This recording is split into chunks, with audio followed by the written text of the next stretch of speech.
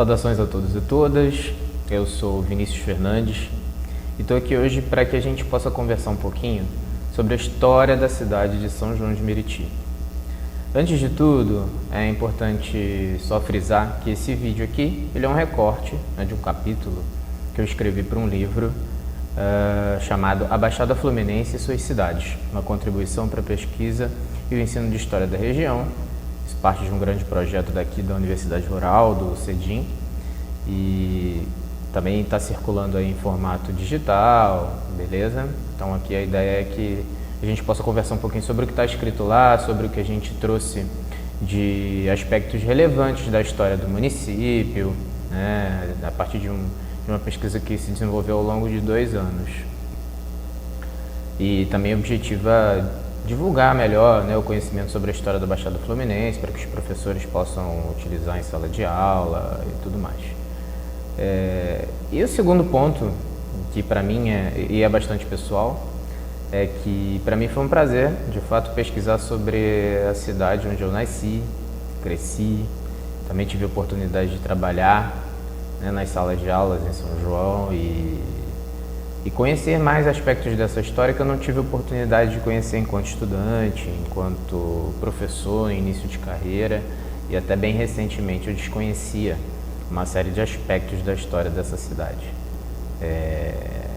Então, para mim foi extremamente importante, o que reforça a importância desse projeto, a importância dessa divulgação de conhecimento histórico dessa história local, da história dessa cidade, principalmente para as pessoas que lá habitam, né? Que aí habitam.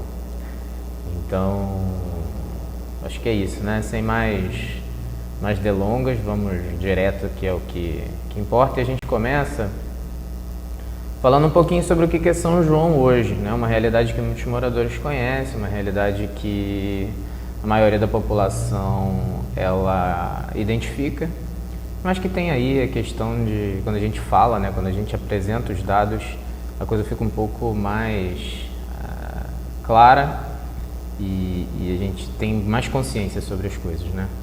Então, hoje, né, segundo os dados do último censo, São João tem uma população de cerca de 450 mil pessoas, né, quase 450 mil pessoas, o número exato está aí, que ocupa um território pequeno, de cerca de 35,5 quilômetros quadrados, o que vai fazer aí uma densidade demográfica de cerca de 12.521 habitantes por quilômetro quadrado. Então é um índice de povoamento muito elevado, e durante muito tempo a cidade recebeu um apelido de Formigueiro das Américas, por ser exatamente o mais povoado da América Latina. Hoje já não é mais, já não ocupa esse lugar, é o terceiro município mais povoado do Brasil, né, com a terceira maior densidade demográfica do Brasil, e isso impacta de forma significativa a vida das pessoas, o acesso aos recursos que a cidade dispõe, né, a ocupação do espaço urbano. Então a gente tem hoje uma população que é majoritariamente negra, formada aí pela junção, né, de pretos e pardos, os autodeclarados pretos e pardos, e decorrência dessa grande taxa de ocupação do espaço urbano, a gente tem inúmeros problemas de infraestrutura, né? Dificuldade de acesso ao transporte, problemas no abastecimento de água, recolhimento de lixo, né? Recolhimento e tratamento, principalmente tratamento de esgoto, que é uma realidade que é comum a boa parte das cidades da Baixada Fluminense, mas que no caso de São João eles se agravam por ser uma cidade extremamente povoada, né? A cidade não tem muitos espaços verdes, acho que não tem nenhum parque, é pouco arborizado, o que influencia, por exemplo, na percepção do calor da cidade, né, do clima. E voltando na questão do transporte, é interessante perceber aí como que boa parte da sua população ela precisa se deslocar para a cidade do Rio de Janeiro ou para outras cidades do entorno para poder trabalhar. visto que a cidade ela tem uma economia muito concentrada no setor de serviços, né, no setor terciário, comércio, serviços e tudo mais. Então, a cidade ela não dispõe hoje dos recursos necessários para poder dar conta de todos os serviços essenciais de que a população necessita. São recorrentes os casos de, por exemplo, atraso no pagamento de salários de servidores e aposentados.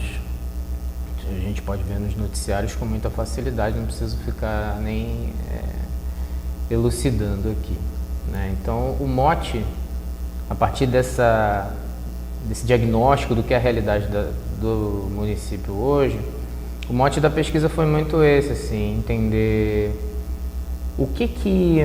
como que se forma essa população, né? O que dá a São João essa cara de um município extremamente povoado, por que os outros municípios, por exemplo, da Baixada Fluminense não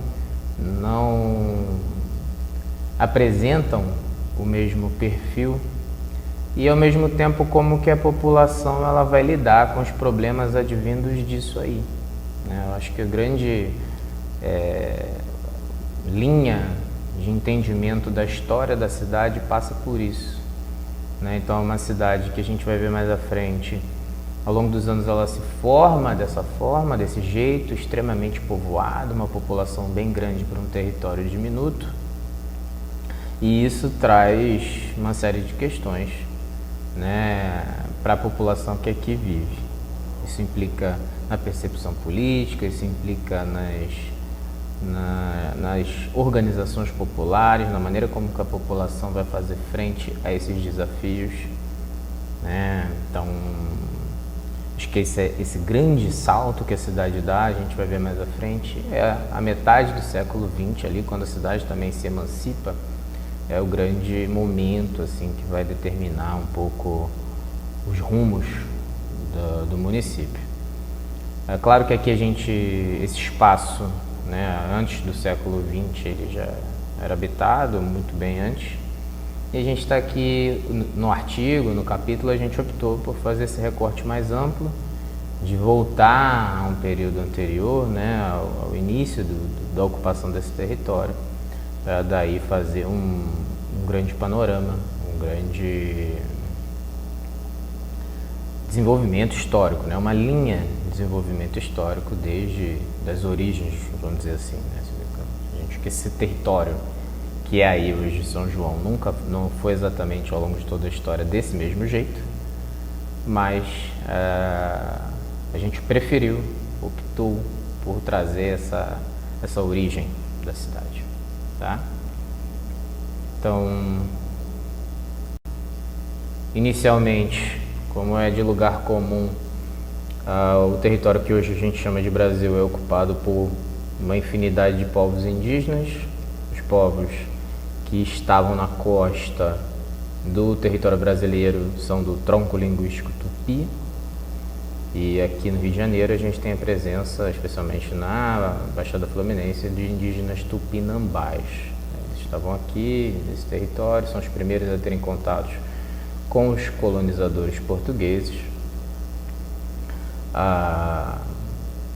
Hoje, né, do que existe hoje na cidade, a gente tem somente no nome, né, São João de Meriti. Segundo alguns especialistas, essa seria uma transliteração, não sei exatamente se é essa a palavra, mas uma mudança, né, uma corruptela ali de Buriti, que seria uma palmeira muito frequentemente encontrada aqui na região, né? E aí, enfim, como todo o processo de colonização que se abate sobre o Brasil, a chegada dos portugueses ali, a gente tem também a presença ali de toda a guerra contra os franceses no início do século XVI. Enfim, inicia o processo de colonização, os portugueses vêm para cá, e aí esse território ele se insere dentro da mesma lógica do que foi a colonização portuguesa de quase todo o território brasileiro. A terra ela é repartida em 6 marias e doada a nobres, a fidalgos portugueses, e aqui boa parte da Baixada Fluminense fazia parte de uma grande sesmaria que foi doada a Brás Cubas em 1568, né? Segundo os relatos que a gente tem agora, esse território foi um pouco explorado por Brás Cubas e foi repartido entre outros sesmeiros, entre outras pessoas. Junto com essa lógica mais política, administrativa da coroa portuguesa, a gente tem também a lógica da administração católica, né, da Igreja Católica, e a divisão do território em freguesias. Então, todo esse território aqui também era composto por diversas freguesias. O território, parte, né, do que é o território de São João hoje, estava dentro da freguesia de São João Batista de Trairaponga, que foi estabelecida no século XVII. Ela foi rebatizada São João Batista de Meriti, na década de 60 aí, do século XVII.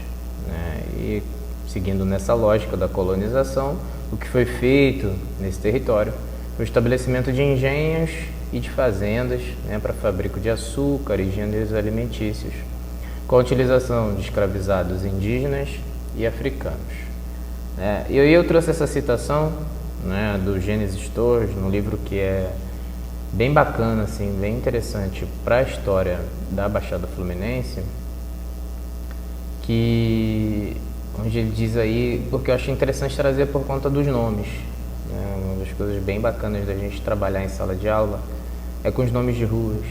Né, dá pra gente fazer um panorama bem legal, um diálogo bem legal sobre quem aparece nas placas, por que dos sujeitos que estão nas ruas terem... Por que as ruas têm os nomes daqueles sujeitos e não de outros? Quem foram essas pessoas? Né? Então, isso para mim, por exemplo, foi bem interessante saber, já depois velho, quem foi a pessoa que dava nome à rua onde eu vivi, né? E as ruas ao redor. Então, só para fazer aqui a leitura bem rápida, das muitas propriedades agrícolas existentes em Meriti, e de que nos resta lembranças históricas, estão os engenhos de Gregório de Barros e Baltazar Rodrigues Coutinho, no bairro da Covanca, no século XVII. A do alferes Ambrósio de Souza, em São Mateus, no século XVIII. Do engenho do Bananal, do Major Augusto César, em Engenheiro Belfort, e da fazenda do Carrapato, no centro do município, da família Tavares Guerra. Terras da fazenda do Brejo, de Manuel Coelho da Rocha, em Meriti, e dos Teles de Menezes, todos do século XIX. Né? Então a gente, nessa citação, quem é morador, quem está na cidade, quem passa pela cidade, consegue identificar ruas, bairros, estação de trem, né? Coelho da Rocha, o Vilar dos Teles, várias ruas, né? Major Augusto César. E aí duas coisas aqui que são bem bacanas a gente entender também.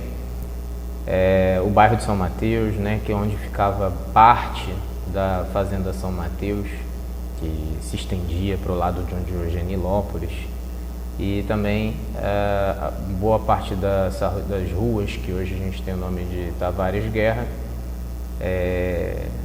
estão localizadas no bairro da Pavuna, já na cidade do Rio de Janeiro. Né? Então hoje essa fronteira entre São João e Rio de Janeiro e Nilópolis, ela é bem estabelecida, mas lá nos séculos 17, 18, isso tudo fazia parte de um mesmo grande território.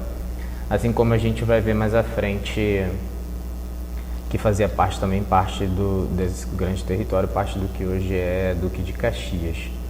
Então, esse território inicialmente não tinha o formato que tem a cidade hoje. Era um pouquinho de cada lugar, né? Pegava um pouquinho do que é Nilópolis, um pouquinho do que é o Rio de Janeiro, especialmente o bairro da Pavuna, um pouquinho do que é hoje Duque de Caxias. Isso formava aí essa grande freguesia, esse grande pedaço de chão durante aí o período colonial, tá?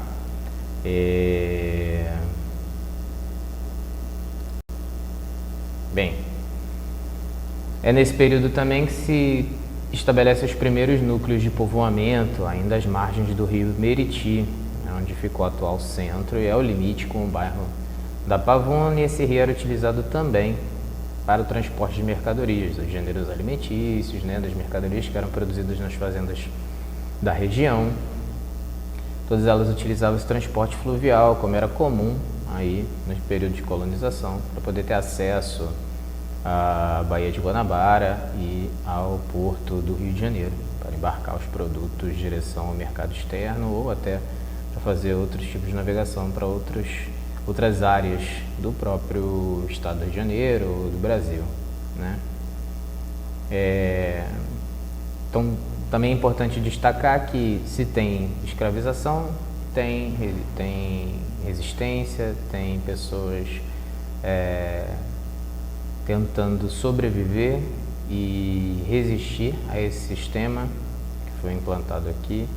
E embora a gente não tenha indícios exatos da existência de uma comunidade quilombola, de um quilombo no território exato, geograficamente, que hoje corresponde a São João de Meriti, na literatura a gente tenha destacado aí a presença de inúmeras comunidades quilombolas aqui na região da Baixada Fluminense. A gente tem o trabalho do Flávio Gomes, né, o trabalho do Nelson Bezerra, que apontam aí para a existência desses núcleos, desses povoadores aí, desses povoamentos quilombolas. E é interessante a gente perceber aqui que longe, né, esse é um ponto interessante para a gente também trabalhar em sala de aula, porque longe dessa percepção mais comum que a gente tem dos quilombos como um local distante, ermo, de difícil acesso, né, onde de uma vivência isolada ali da comunidade. Os relatos que a gente tem e já vem visto na historiografia há um tempo é de que essas comunidades quilombolas, muitas das vezes, elas tinham um diálogo, por exemplo, com taberneiros e comerciantes aqui da região da Baixada, né? Eles trocavam, por exemplo, produtos produzidos no quilombo, ou lenha, né, que era utilizado muito para abastecer a corte no Rio de Janeiro. Muitos deles atuavam ou tinham conhecimento dessa navegação pelos rios, né? Então não era um espaço isolado, ermo, sem contato com a vida em si, né?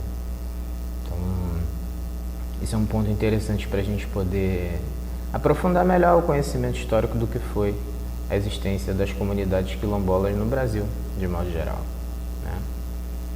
Bem, então essas grandes famílias, essas famílias mais abastadas da região, principalmente aí as famílias Tavares Guerra, que situavam mais no que hoje é o bairro da Pavuna, e os Teles de Menezes, já estão mais para o lado que hoje está aqui de São João, eles vão dar início à construção aí da Igreja da Matriz, que é o grande símbolo da cidade, né? O grande ponto de referência da cidade hoje é a Igreja Matriz de São João de Meriti. Tem um mito aí, uma ideia, e a gente não pode confirmar, de que a pia batismal da igreja teria sido doado pela princesa Isabel. Essa é uma história que circula na cidade, que a gente não pode confirmar, mas que cumpriu durante um tempo um papel de dar essa importância, né, histórica à cidade. Dizer, olha, a princesa Isabel doou a pia batismal para São João de Meriti. Então, a princípio isso é um mito, mas no momento de fundação da cidade, esse resgate de uma personalidade histórica ter estado aqui, ter conhecimento da cidade, tinha esse papel de dar uma importância ao que foi, o que é o município. A igreja em si não é a mesma, né? Não foi construído nesse mesmo modelo que a gente está apresentando aí na foto, que vocês estão podendo ver. A igreja era bem diferente, ela passou por uma série de reformas. Essa construção aí que a gente vê na foto hoje, parte dela é de 1938, né? Mas mesmo após 1938 ela passou também por mais outras reformas, principalmente nos anos 50 e 60, onde foi ampliada e construída essa torre que está bem aí na frente, que é a Torre do Sino, né? Então hoje a praça, né, da Igreja Matriz, ela é importante e corre entre os moradores Muitas vezes essa ideia de que todo prefeito que chega, ele tem que mexer em alguma coisa aí nessa praça para poder ter lembrado o seu período de governo. Bem, ainda durante o século XIX, né, lembrar aqui que toda a região do que hoje compõe a Baixada Fluminense, a maior parte dela compunha um grande município no século XIX, né, a partir de 1833, um município chamado Iguaçu, e São João formava então o 4º distrito de Iguaçu. E aí a gente lembra aqui que durante o século XVIII essa região da Baixada Fluminense ela serve de passagem de tropas e de pessoas em direção à região das Minas. Eu lembro que hoje talvez não se conheça muito, mas a atual Avenida Getúlio de Moura, em São João de Meriti, há um tempo, quando eu era mais novo, as pessoas mais velhas ainda se referiam a essa estrada como Estrada de Minas, né? Então, durante muito tempo, esse caminho, a Baixada Fluminense foi o caminho para as Minas, para poder ter acesso às Minas Gerais. E esses caminhos que foram traçados aqui pela Baixada, eles vão servir de referência no século XIX para poder, no momento de implantação das ferrovias, né, das linhas de trem. Então a gente tem aqui, né, passando pelo território de São João, esses 3 traçados de trem. Primeiro, a estrada de ferro Rio Douro, que vai compor o atual ramal de Belfor Roxo. Essa estrada ela teria sido construída com o objetivo de auxiliar na canalização de água do Rio Douro, né, onde hoje é a reserva de Tinguá, para levar água para a corte. Depois a gente está passando por aqui também a estrada de ferro Melhoramentos do Brasil, que depois se tornou uma linha auxiliar da Central do Brasil, e atualmente, né, ela faz o transporte de carga, passa ali pelos bairros de Tomazinho, Vila Norma, né? É aquele ramal ali que a gente está se referindo. E, né, ligando esses 2 ramais, a gente tinha a linha circular da Pavuna, que hoje é desativada, e onde é a ciclovia, passa ali pelos bairros de Engenheiro Belfort, até São Mateus e tudo mais. E era esse ramal que fazia o transporte de passageiros, principalmente, né, que vinham da Pavuna, né, e iam para Éden e outras localizações da cidade. Ao longo do tempo, hoje, né, com transporte de passageiros, só o ramal Belfor Roxo, o ramal, né, a linha auxiliar, a antiga linha auxiliar é transporte de carga, e a linha circular foi desativada, o que impacta, né, isso foi uma escolha, isso foi um processo de sucateamento, né, do transporte. Hoje o transporte majoritariamente é feito, boa parte da população vai para Pavuna para pegar o metrô, ou pega o trem, né, do ramal Belfor Roxo, mas dentro da cidade tem a necessidade muito grande de transporte, e todo esse transporte é feito majoritariamente por linhas de ônibus, que impactam no trânsito, no clima e uma série de questões aí, né, levando em consideração que esse processo de arruamento, né, as ruas da cidade não são tão bem conservadas assim. E uma das coisas interessantes também é a gente pensar o pessoal que passa pela cidade, moradores, né? Nessa pesquisa toda eu vi um trabalho que falava sobre isso, o quanto que esse espaço que fica aí ao largo das ferrovias, ele foi utilizado pela população, né? Ele foi reutilizado pela população para poder tentar suprir os moradores de determinado bairro de alguns serviços. Então a gente vê, por exemplo, ao longo da linha que vai ali por Tomazinho, a gente vê muitas pessoas que ao longo do tempo construíram comércio ou tentaram fazer projetos de praça, de brinquedos para as crianças ali, né, por iniciativa da própria população, né, sem a pressão ou o investimento do poder público de fato, né. O que era linha auxiliar, por exemplo, o ramal, né, da linha circular da Pavuna, foi toda hoje habitada, né? Você tem construções, moradias ali. Hoje tem também o que chamam da ciclovia e tem um grande centro ali de comércio de comida, né? Comércio popular de comida na ciclovia. Então a população ela foi se ocupando desse espaço, ela foi objetivando, né? Tentando dar conta, né? Seja através da procura de serviços, né, de emprego, de dar conta da vida material como ela é, a partir de iniciativa própria, e também moradia, né? Isso é bem interessante a gente perceber, que na ausência do poder público dar conta, né, em função do grande número de gente que habita aqui no espaço diminuto, a população foi se organizando por conta própria para poder se suprir desses serviços de emprego, de moradia, seja lá o que for que seja a necessidade dos bairros, né? Bem, essas ferrovias, elas vão servir de processo indutor do loteamento da região, né? Elas vão servir como grandes canais indutores.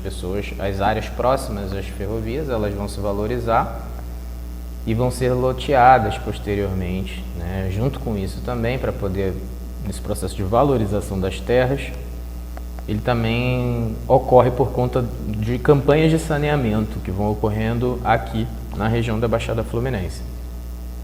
A gente hoje sabe, né? A gente tem inúmeros córregos, inúmeros rios que foram retificados, que foram depois aproveitados para poder fazer a canalização de esgoto, mas essa é uma região alagadiça, né, de brejos, de formação de planícies inundáveis. Então foi necessário fazer uma série de correções, vamos dizer assim, né, seja que a gente pode corrigir as coisas que já estão prontas pela natureza. Mas foram feitas inúmeras correções no traçado dos rios, aterramento de locais, isso desde o início do século XX. No Império a gente tem algumas bem poucas, mas no início do século XX a gente tem duas grandes campanhas de saneamento da Baixada Fluminense, uma no governo do Nilo Peçanha e outra já no governo de Getúlio Vargas. Então são os dois momentos em que se tem aí esse processo bem grande de tentar destinar esse chão para algo, né? Inicialmente, e aí que se pensou foram dois grandes vetores de uso do solo, né? Como que a gente vai, que fim vai ser dado a essa grande região que antes era produtora de açúcar, enfim, que passou por todo esse processo, o que vai ser dessa região?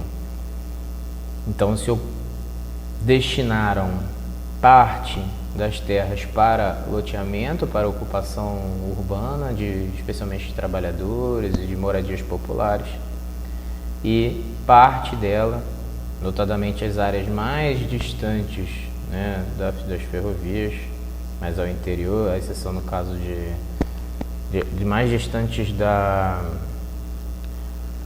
dos limites da cidade do Rio de Janeiro, vão ser destinadas à produção agrícola, porque se existia ainda a ideia de aproveitamento desse solo para a produção de alimentos, para abastecer o Rio de Janeiro, para abastecer outras cidades, né? Então, esse solo que hoje compõe a Baixada Fluminense e várias de suas cidades, ele foi pensado a partir desses dois vetores, a partir desses dois pontos. Por um lado, construção de moradias populares, lotear para povoar, né, especialmente porque a cidade do Rio de Janeiro tinha passado, nesse início do século XX, por várias reformas urbanas, e boa parte dessa população vai ser expulsa do centro da cidade, né, então ela vai seguindo o subúrbio, vai seguindo a linha do trem até chegar na Baixada, e outra parte destinada à produção agrícola. Então, como São João, e aí já é um dos primeiros pontos que a gente traz aqui, daquela pergunta inicial, né? Por que tem tanta gente aqui? Por que a gente virou o formigueiro das Américas inicialmente? Então, um dos primeiros motivos é exatamente essa proximidade com a cidade do Rio de Janeiro. São João é um dos primeiros municípios, né? A porta de entrada, vamos dizer assim, da Baixada, de ligação da Baixada com o Rio de Janeiro. Tem outros municípios que fazem fronteira também, mas São João tem essa questão das ferrovias e tudo mais. E aí, nesse processo de loteamento da cidade, você vem chegando, né, ao longo do tempo, uma série de migrantes e imigrantes, né? Você vem populações que vêm do sul fluminense, pós, né, a abolição da escravidão, que vão também seguindo, descendo a ferrovia e ocupando essa região em vários aspectos. Você tem populações dos estados limítrofes aqui, de Minas, né, do Espírito Santo, de umas outras regiões, principalmente de Minas, né? Você tem, depois, já mais à frente, nos anos 40, 50, nordestinos. Você tem imigrantes, né, portugueses, judeus, sírio-libaneses, toda essa população que vem nessa desagregação, por exemplo, do Império Turco-Otomano depois da Primeira Guerra Mundial. E aí eles vêm parar aqui na Baixada Fluminense. Aí, só um parêntese aqui, né? São João tem hoje um dos poucos cemitérios israelitas que existem no estado do Rio de Janeiro. Ele fica lá no bairro de Vila Rosali. Vila Rosali, inclusive, é o nome da esposa do Rubens Farrula, do médico Rubens Farrula, que foi um dos empreendedores aí desse processo de loteamento. Tinha um loteamento, ele era um dos investidores, vamos dizer assim, desse loteamento que se deu ali no bairro onde hoje é o bairro de Vila Rosali. E aí, só voltando ao cemitério judeu. Então, e eu lembro que durante um tempo, quando eu era mais novo, foi uma grande festa na cidade, assim, um acontecimento na cidade, se eu não me engano, em 94, se a minha memória está boa, quando o dono, né, da Manchete, da finada rede Manchete de televisão e de jornal, de revista e tudo mais, ele faleceu e foi enterrado em São João de Meriti. Isso foi um acontecimento, né? Noticiou nos jornais, que as pessoas paravam para ver, né, famosos da época, Angélica, chegando para poder ir para o enterro. Então, é curioso, né? Uma anedota que fica aí no imaginário popular. Porque foi uma grande festa quando o dono da Manchete ocorreu o funeral dele em São João de Meriti. Finado esse pequeno parêntese, né? Então, essa chegada de imigrantes, né, do mundo todo, várias partes do mundo todo, e também de parte do Brasil, ele se inicia com esse processo de loteamento, de retalhamento do território. E em São João isso se dá de uma forma muito intensa, né? Acho que São João e Nilópolis são os dois municípios que nesse início do século XX eles vão sendo retalhados e repartidos numa velocidade muito impressionante, né? Isso também porque, como eu tinha dito, a ideia era de formar habitações populares, né? Então, você tinha vários anúncios nos jornais falando do valor da terra, que era barato, da possibilidade de pagar em prestações. Então, tudo isso favorecia esse acesso da população trabalhadora, né? Da população mais pobre, principalmente a possibilidade de pagar em parcelas. Isso porque, obviamente, já no início desse processo de loteamento, os recursos de infraestrutura eles são já precários, né? Água, arruamento, esgoto, tudo. Então é um processo que muitas das vezes ele ocorre por por iniciativa da própria população, né, de determinar as ruas, de auxílio na construção das moradias. Então quem chega vai ajudando, né, quem já está vai ajudando quem chega. Então muitas das vezes esse processo é feito pela própria população em função da ausência, né, do poder público de regular, de prover esse território inicialmente, já no início, de serviços de infraestrutura urbana, né? Então,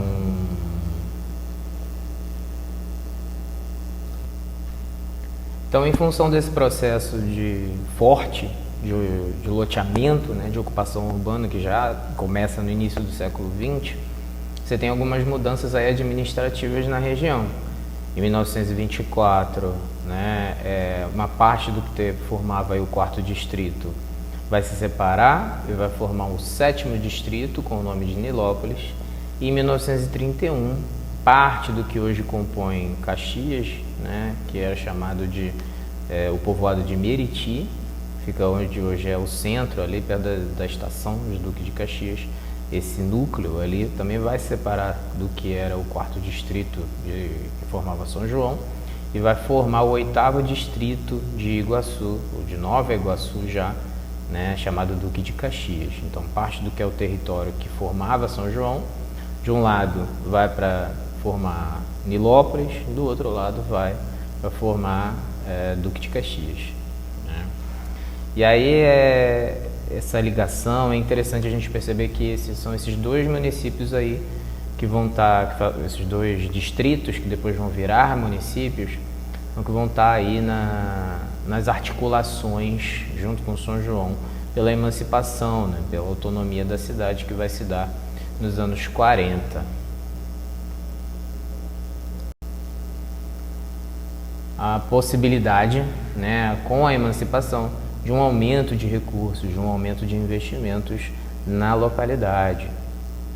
Então, inicialmente, o grupo de São João, lideranças políticas que estavam aqui no Distrito de São João, junto com comerciantes, organizações da sociedade civil, vão se ligar ao Distrito de Duque de Caxias e entram aí num manifesto pela emancipação. E essa emancipação ocorre em 1943, ainda nos anos do Estado Novo, Getúlio Vargas. Isso tem muito dedo do Amaral Peixoto, né, que era interventor aqui na região e era a tentativa dele de se localizar aí nesse jogo político, de tentar ampliar a sua atuação e consolidar a sua atuação política aqui na região. Então, São João inicialmente fica ligado a Caxias, mas no entendimento da época e das lideranças à época que fizeram parte dessa movimentação pela emancipação de São João junto com Caxias, isso não solucionou o problema dos investimentos para São João, visto que as lideranças de Caxias agora priorizavam esse investimento lá em Caxias. Então, aí, no ano de 1947, se aproveitando ali de um momento pós-Estado Novo, um momento de nova Constituição, lideranças políticas de São João vão se unir a outras de Nilópolis para poder reivindicar essa emancipação, né? Então, em 1947, por meio desse projeto de lei, de um deputado chamado Lucas de Andrade Figueira, São João se separa de Caxias e Nilópolis se separa de Nova Iguaçu, se emancipa de Nova Iguaçu, né? E aí é o início exatamente da cidade. A cidade fica nesse formato que é hoje aqui, em 1947, seguindo aí as linhas das divisões distritais que já tinham acontecido. E aí esse período ele é bem interessante, assim, especialmente para a gente que é professor de sala de aula, que dá aula, né, esse é um conteúdo que está muito comum nos nonos anos, que é esse período, né, pós-Vargas, pós-era Vargas, que ele é muito marcado por uma narrativa sucessória de governos, né? O governo Dutra, o segundo governo de Getúlio Vargas, o governo de Juscelino Kubitschek, o governo até chegar à ditadura. E muitas das vezes isso fica nessa narrativa política e descolada do que é a realidade dos alunos ou descolada da história local. E esse é um período interessante para a gente poder pensar essas movimentações que ocorrem, né? Esse grande processo de experiência democrática, para usar um termo que é comum na historiografia desse período, como um grande laboratório de democracia de fato e como que as pessoas se organizaram para além, né, dessa narrativa mais política institucional. E o que a gente vê aqui em São João é muito bacana, que é um período marcado por uma grande movimentação política, né? Na pesquisa, nos jornais, assim, para mim foi uma riqueza muito grande. Eu já tenho afinidade com esse período, mas para mim foi muito maneiro, assim, muito interessante perceber essa movimentação e o quanto que ela é marcante na história da cidade, tá? E ilustra também cenários mais complexos, cenários da política nacional, estadual. Então, eu achei, por exemplo, nos jornais, já existe um trabalho sobre isso, né, na literatura historiográfica, por exemplo, sobre a existência dos comitês democráticos populares, que era capitaneado pelo Partido Comunista, né? Os comunistas, eles acabam tendo ou tentam ter entrada muito forte, uma presença forte em São João. Eu digo isso pelos comitês democráticos, né, que eram organizações que tentavam trazer essa melhoria para os bairros, né? Então eram organizações de bairro que tentavam reivindicar melhorias de infraestrutura urbana em cada lugar, mas já era também aproveitado ali dentro do que era o modelo de organização para tentar fazer discussões políticas, né? Bailes, enfim, entre outras coisas. E outra coisa que chamou muita atenção foi essa presença de mulheres, né? Logo na primeira eleição pós-ditadura do Estado Novo, primeira legislatura, a gente tem mulheres, a presença de vereadoras, né? Isso é muito interessante. A gente tem uma literatura bem grande de organização de mulheres, de discussão política de mulheres. Tem um jornal chamado Momento Feminino, que fala, que é recorrente, que é também um jornal ligado ao Partido Comunista, e onde é recorrente a notícia das mulheres do bairro de Éden estão se organizando, né, para poder fazer a reunião da eleição das mulheres e na luta pelas melhorias do bairro e tudo mais. E essa presença ela é forte, tanto que em 58, eu também não sabia disso, Luiz Carlos Prestes discursou, né, no que hoje é o bairro de Agostinho do Porto. Ele veio aqui e foi a Nova Iguaçu, né, quando ele veio à Baixada, numa campanha que estava ocorrendo aí dele percorrer vários locais nos anos 50, em função de questões de processos políticos. Ele passa em São João, ele discute São João, tem notícia de jornal, depois ele vai para Nova Iguaçu, né? Então, assim, é um período de uma movimentação, de uma experiência democrática rica, de uma experiência viva, onde a população ela é ativa nesse processo, ela se organiza, ela busca reconfigurar esse espaço, ela busca ativamente entender as estratégias para poder lidar com essa ausência, né, do poder público, e já percebe, já se alinha essa questão da ocupação do espaço, né? Vai chegando mais gente, e como que a gente vai fazer frente a tudo isso que está acontecendo nesse momento, dos anos 40, 50, 60, que é quando a cidade dá um boom, né? Que ocorre o que a gente chama aí do adensamento populacional, né? Então, por esse lado, né, do lado socioeconômico, então a cidade ela tem um crescimento demográfico absurdo nesse período, que isso ocorre, né, as justificativas para isso que a gente conseguiu identificar são a eletrificação dos trens, a construção da Avenida Brasil em 46, da rodovia Presidente Dutra já pelos anos 50, né, e o que a gente já tinha falado aqui, que é a condição facilitada de acesso aos lotes, né? As terras são baratas porque carecem de infraestrutura e facilidade de pagamento à prestação, né? E tudo isso culmina, essa grande agitação, eu acho que essa percepção do que é esse espaço, né? A ausência de infraestrutura, carestia de vida, pessoas chegando e a cidade se adensando, tudo isso culmina num episódio que ocorre em 1962, que é o Grande Saque de 1962. Ele começa em Caxias, né, diante do que era o período ali do aumento no custo de vida, de pessoas, né, com dificuldade para poder se prover dos itens mais básicos de alimentação. Ocorre uma movimentação popular muito grande de saque, ou de saques em estabelecimentos comerciais, supermercados e tal, porque, segundo os relatos que a gente tem, conseguiu recolher, o que existia era a denúncia de que muitos comerciantes estavam escondendo mercadorias para poder inflacionar os preços, né? Então, a população, diante dessa notícia, desse conhecimento, passa a saquear, né? E é um dia, quase 2, dessa movimentação, chega até São João de Meriti e logo depois, né, a coisa é debelada, enfim, a população para, uma grande catarse, assim.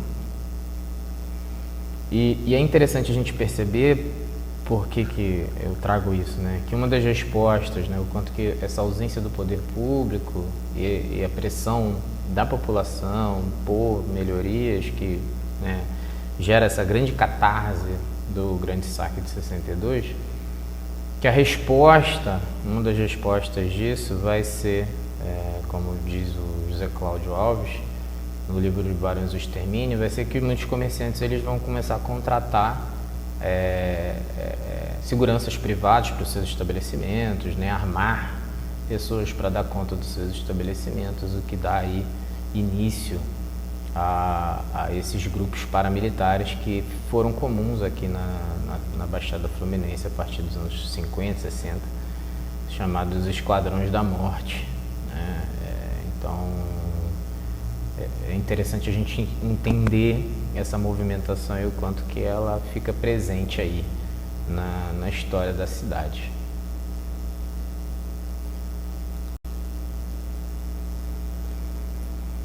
E aí, partindo então para esse período ditatorial, né, um período pós anos 60, pós-golpe de 64, a gente tem aqui, é um período também muito rico, muito interessante para a gente poder pensar a cidade, para entender a dinâmica do que ocorre na cidade até os dias de hoje. Então você tem uma articulação da ditadura, né, dos governos militares, para poder reprimir essas lideranças, essas movimentações políticas no Brasil todo. Na Baixada não é diferente. Então todas as oposições, né, elas vão ser perseguidas, reprimidas, que é aí o período que é o mais comum do período da ditadura. E na Baixada o que a gente tem aí nos anos 60, já em 1970, o processo de cassação do José Amorim, que foi uma liderança que continuou pós-ditadura na cidade, assim, e que influenciou parte do que é o rumo político da cidade hoje. O processo começa em 68, mas ele só se conclui de fato com a cassação em 1970, né? E o mote para a cassação do mandato do José de Amorim foi a alegação de corrupção nas obras de construção da prefeitura, né? O José de Amorim que tem a ideia, o que traz a ideia de transferir a administração municipal, tirar ela do centro da cidade e levar ela para o bairro de Vila dos Teles. Então constrói-se a prefeitura, constrói-se o fórum e aí o mote, né, desse processo de cassação são as denúncias de corrupção e de mau uso do dinheiro público, como é comum, né, em várias outras. Aqui, o que a gente não estou defendendo aqui, a ideia não é defender e dizer que não houve corrupção, mas a ideia é que essa era a justificativa, é dizer que essa era a justificativa utilizada comumente na região. Vários outros prefeitos também foram caçados ou tiveram seus mandatos suprimidos a partir dessa justificativa, né, ao longo desse período aí da ditadura. E aí a gente tem uma série de governos de interventores, né, de pessoas que eram nomeadas pelos governos militares para poder governar aqui. Né. Alguns parênteses aí nesse pequeno processo aqui de entendimento do que era o poder político municipal. Após a cassação do José de Amorim, a gente tem uma mulher ocupando a prefeitura. Eu não me recordo o nome dela totalmente, posso trazer, vocês podem ver no livro depois, mas ela ocupa por 2 meses aí a prefeitura. Ela foi eleita vice-prefeita na chapa do José de Amorim. Era Alzira, eu não vou me recordar aqui o nome completo dela, que são muitas informações. Mas esse é um pequeno parêntese aí que chama a atenção nesse aspecto, que as vereadoras que são eleitas já na primeira legislatura, né, essa presença feminina, ela se estende por todo esse período até a ditadura, né, a presença das mulheres em cargos públicos, em cargos políticos eletivos. Isso é bem interessante. Bem, e aí, apesar dessa repressão que se abate aqui nas várias cidades da Baixada durante o período da ditadura, o que a gente tem aqui é um surgimento de vários grupos e de várias organizações da sociedade civil que vão se destinar a pressionar não só pelo fim da ditadura, vamos colocar assim, mas principalmente pelas demandas mais imediatas da população, que são, né, como é a tônica ou a história dessa cidade, são esses serviços de infraestrutura urbana, emprego, moradia, transporte, enfim, né, saúde, educação. São demandas muito caras e que seguem caras a essa população, né? Então a gente tem em 1976 o surgimento, na verdade nos anos 70, um pouco antes, em Nova Iguaçu, que começa, né, o MAB, que é o Movimento de Amigos de Bairro, e isso se espalha, né, pela Baixada Fluminense. A gente tem em Caxias, o MUB, a gente tem aqui em São João de Meriti a ABM, que é a Associação de Bairros de Meriti, que tem essa temática, né, que surge como mote essa ideia de luta por melhorias de infraestrutura urbana na cidade, né. Esse movimento, mas ele não é totalmente voltado somente para essas demandas de infraestrutura das cidades, né? A gente tem aqui, nesse período da ditadura, uma articulação que é muito forte entre setores da sociedade civil organizada, lideranças políticas que já haviam sido perseguidas pela ditadura e a Igreja Católica, né? É dessa aliança, a Igreja Católica muitas das vezes ela oferece um espaço e uma proteção para essas articulações que ocorrem pela mobilização política, pela denúncia de questões relacionadas à censura, à perseguição política, atende às demandas, né, a uma visão nova da Igreja Católica, especialmente após o Concílio do Vaticano II, e há uma opção muito clara da Igreja Católica pelo trabalho mais pastoral, né, por uma ação voltada mais por atender ou dar voz às demandas sensíveis da população, né. Dentro dessas demandas aqui a gente tem, no período ditatorial, a ausência das liberdades civis e políticas, a carência de recursos em muitas cidades, reforma agrária, enfim, acesso à terra, moradia. Então são feitos diversos núcleos de pastorais, de comunidades eclesiais de base que vão tentar não só, ou que vão tentar partir de uma demanda imediata, que é, vamos supor, a luta pelo abastecimento de água numa determinada rua, ou a reivindicação por recolhimento de lixo, né, que são problemas imediatos e sensíveis da população, mas que partem dessa iniciativa para tentar fazer um trabalho mais de sensibilização e de politização, né, dessa população aqui da região. Muitos grupos, por exemplo, da Ala Vermelha, do PCdoB, vêm parar aqui e atuam em jornais. Então, tudo isso, né, frutifica em uma série de ações e uma série de construções, né, seja na produção de informação, seja nas campanhas que foram realizadas, seja na sensibilização, no envolvimento das pessoas, que vão ocorrendo aí ao longo da ditadura e que se espalham pelas cidades. A gente pode ver isso muito claramente, por exemplo, na questão do saneamento, que foi uma grande campanha aí feita capitaneada, né, pela ABM em 1984, né, essa campanha de saneamento já, e que depois vai levar à realização das obras do programa Nova Baixada, do programa Baixada Viva, já no governo do Brizola, no governo do Garotinho, né, que vão fazer obras mais sistemáticas de saneamento, de retificação de rios na região, né, no São João, Mesquita, em vários bairros.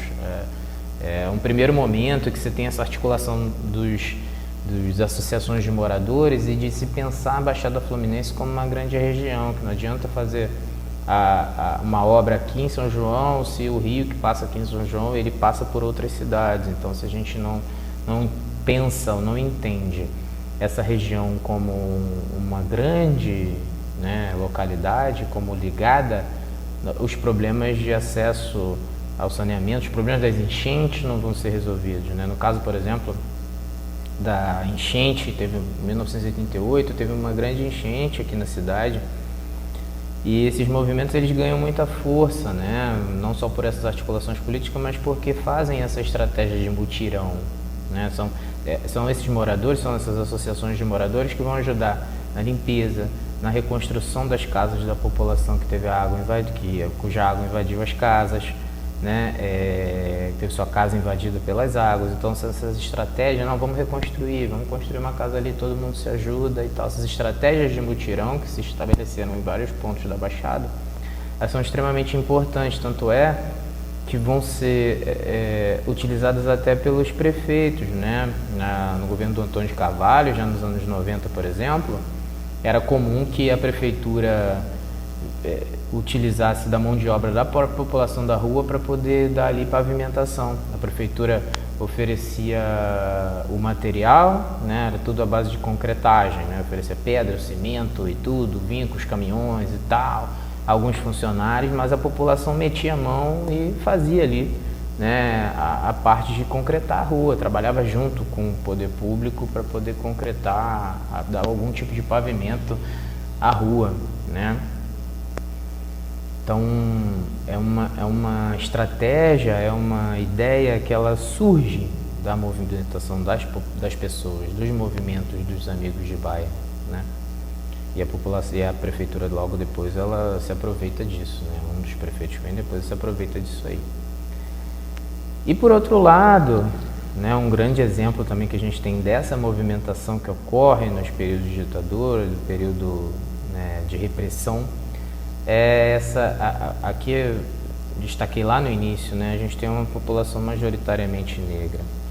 E aqui a gente tem uma vivência, uma experiência muito grande, né, em São João, dos movimentos negros, né? Você tem a criação, junto com essa intermediação, né, organizações da sociedade civil e Igreja Católica, uma intermediação muito grande e a formação das comunidades eclesiais de base voltadas para a população negra, né, a pastoral do negro, e que reflete em ações concretas muito claras e muito evidentes no município, né, como, por exemplo, a construção do pré-vestibular para negros e carentes, é um dos primeiros municípios do Brasil a ter uma unidade disso, e foi vindo da luta da própria Igreja Católica e da organização civil, da sociedade civil, né, dos movimentos de amigos de bairro, da Igreja Católica. Ele funcionava todo base em trabalho voluntário. A igreja da Matriz, ela tinha um espaço voltado ali, que é chamado de Salão Quilombo, onde eram realizadas reuniões, onde eram realizadas manifestações e atividades voltadas para a questão da presença do negro e da história da população negra em São João e no Brasil, né? Então tudo isso é interessante a gente perceber a riqueza da forma como a população busca, entende, constrói caminhos para lidar com uma realidade de ausência, muitas das vezes, do poder público, né? Outro ponto interessante e que está bem atual hoje é o resgate da memória do João Cândido, né? O João Cândido, líder da Revolta das Chibatas, de 1910. Ele viveu os anos finais de sua vida em São João de Meriti, um personagem que acabou vivendo, não teve em vida as devidas homenagens, né? Viveu de uma vida muito simples, morou no bairro de Coelho da Rocha durante muito tempo, teve o fim da sua vida lá e passou muitas vezes despercebido pela história da cidade, ou um personagem muitas vezes despercebido na história da cidade. E os movimentos negros da região se articularam então para fazer o resgate dessa história, o resgate dessa presença negra na cidade, a partir da presença do João Cândido, tanto que hoje a gente tem uma construção, está sendo construído ali em frente ao prédio da prefeitura o museu, né, do marinheiro João Cândido, né, exatamente para poder resgatar, trazer essa importância e a presença da população negra na cidade, o que é bem interessante. Findada o período ditatorial, vem o retorno à democracia, tem uma associação de prefeitos, né? Já falei alguns aqui, você tem o Antônio de Carvalho, você tem o Zias Mocotó, Sandro Matos e tudo mais. Mas mais do que a gente elencar aqui essa associação de prefeitos, eu acho que o mais importante a gente destacar, até para poder finalizar esse vídeo, essa aula, é que os problemas eles continuam, né? Os problemas que são estruturais eles continuam. A gente ainda tem, né, na cidade muitos problemas, muitas denúncias de falta de acesso da população ao básico para uma vida digna. Os desafios eles são enormes e a isso é associado um grande desafio que a gente vê, né, contemporaneamente na cidade, que é o avanço do narcotráfico, da milícia, enfim, na região, né? Os moradores, eu transito ainda pela cidade, apesar de não mais residir em São João, e a gente vê, né, a inúmera quantidade de barricadas, né, de ruas que são tomadas ou cuja passagem da população é impedida, enfim, né, as presenças dos pontos de venda de droga. Então, tudo isso muito a partir, né, da política de instalação das unidades de polícia pacificadora, né, nas favelas do Rio. Então, boa parte dessa criminalidade ela migra para diversas outras regiões do estado e vem parar na Baixada Fluminense, não que não existisse antes, mas a partir das UPPs a lógica da segurança pública na região muda totalmente.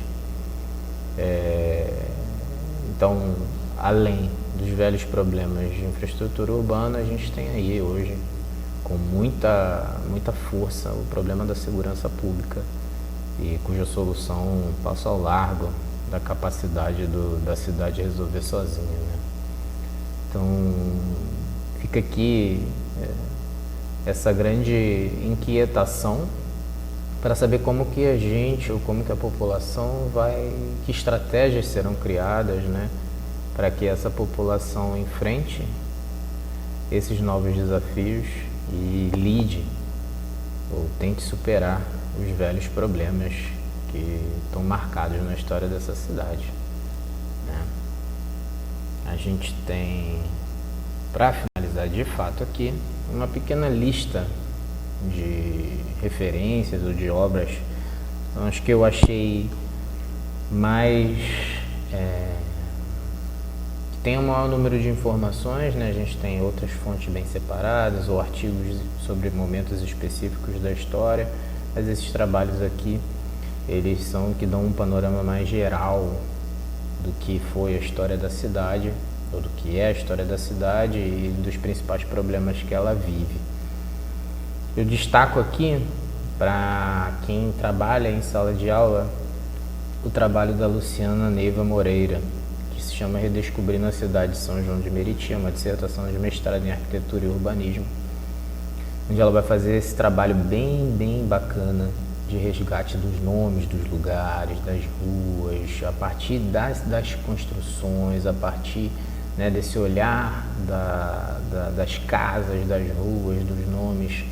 Ela vai reconstruindo o passado da cidade. Então, para quem trabalha no ensino fundamental, seja 1 ou 2, é muito interessante, né? Dá pra gente tirar bastante coisa aí. Por exemplo, foi de onde eu tirei essa informação inicial de que o bairro de Vila né, Rosali era o sobrenome da esposa do Rubens Farrola. Rubens Farrola é nome de rua, é nome de escola, né? O bairro é Vila Rosali, o Coelho da Rocha, né? Quem foi o Coelho da Rocha? Então, esses nomes estão presentes na cidade, eles têm, né, história, eles estão aí e esse trabalho é bem bacana para a gente poder iniciar essa aproximação com o saber histórico, né, da história local, tá? Então é isso, espero que vocês tenham gostado e até a próxima.